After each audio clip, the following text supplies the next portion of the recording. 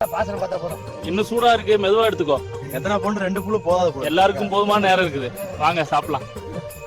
ஓஹோ, ரொம்ப நல்லா இருக்கு. பூண்டு பட்டு சுவை எப்போ தான் அரிசி